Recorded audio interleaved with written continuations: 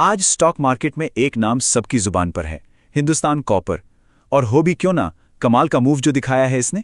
तो चलिए आज इसी पर गहराई से बात करते हैं और समझने की कोशिश करते हैं कि ये सब हुआ कैसे। जरा सोचिए, सिर्फ एक ट्रेडिंग सेशन और स्टॉक लगभग 20% ऊपर। ये कोई मामूली बात नहीं है। शेयर बाजार में ऐसी हलचल रोज रोज देखने को नहीं मिलती।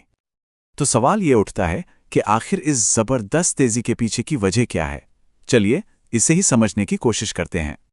तो चलिए सबसे पहले आज के मार्केट एक्शन पर ही एक नजर डालते हैं कि असल में हुआ क्या था। देखिए, ये सिर्फ कीमत बढ़ने की बात नहीं थी। असली कहानी तो नंबर्स में छिपी है। खरीदार तो जैसे स्टॉक पर टूट पड़े थे, मतलब जबरदस्त बाइंग इंटरेस्ट था। और वॉल्यूम तो आसमान छू रहा था। बहुत हैवी ट्रेडिंग हुई। स्टॉक तो लगभग अपने अपर सर्किट को छूने ही वाला था। तो साफ है, मार्केट में स्टॉक को लेकर एक अलग ही लेवल का उत्साह था। तो आखिर इस रैली को हवा कहां से मिली?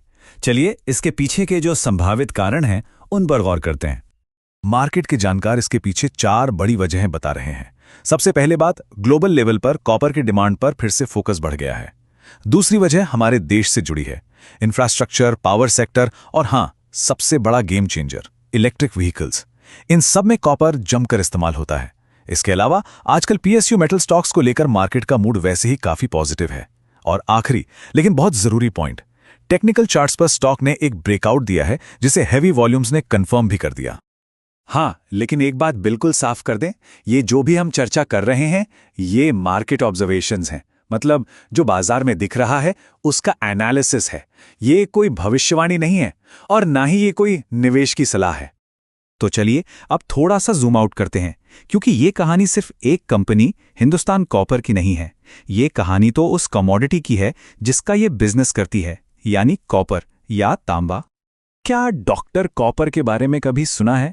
इकोनॉमिक्स लोग तांबे को मजाक में ये निकनेम देते हैं और इसके पीछे एक बहुत बड़ी वजह है। दरअसल कॉपर की डिमांड को किसी भी इकोनॉमी की हेल्थ का एक बड़ा इंडिकेटर माना जाता है। देखिए, जब कॉपर की डिमांड बढ़ती है तो इसका मतलब है कि कंस्ट्रक्शन ज़्यादा हो रहा है, गाड़ियाँ ज़्यादा बन रही हैं, इलेक्ट्रॉनिक्स का इस्तेमाल बढ़ रहा है और ये सारी चीज़ें आर्थिक तरक्की का सीधा सीधा संकेत हैं। और ज़रा देखिए तो सही, कॉपर है कहाँ नहीं। ईवीज में, पावर ग्रिड्स में, हमारे इंफ्रास्ट्रक्चर में, यहाँ तक कि डिफेंस सेक्टर में भी। एक तरह से ये मॉडर्न इकोनॉमी की रीढ़ की हड्डी है।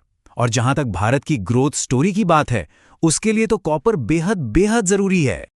तो चलिए इस सारी बातचीत को समेटते हैं और देखते हैं कि इससे क्या खास बातें निकल कर आती हैं।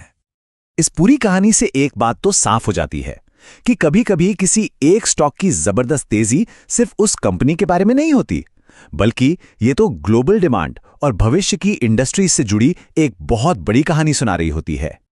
और यहीं से एक बड़ा सवाल भी खड़ा होता है, जैसे जैसे ईवीज और रिन्यूएबल एनर्जी जैसी इंडस्ट्रीज बढ़ेंगी तो क्या कॉपर जैसी जरूरी चीजों की डिमांड इतनी बढ़ जाएगी कि मार्केट का पूरा स्ट्रक्चर ही बदल जाए? ये एक ऐसा सवाल है जिसका जवाब हमारे आने वाले कल को आकार देगा। और हां, आखिर में एक जरूरी डिस्क्लेमर, ये सारी जानकारी सिर्फ एजुकेशनल और सूचना के उद्देश्य से है। इसे किसी भी तरह की निवेश सलाह ना समझा जाए। शेयर बाजार में निवेश करना हमेशा बाजार के जोखिमों के अधीन होता है। रिस्क सिर्फ मार्केट में होता है, प्लानिंग में नहीं।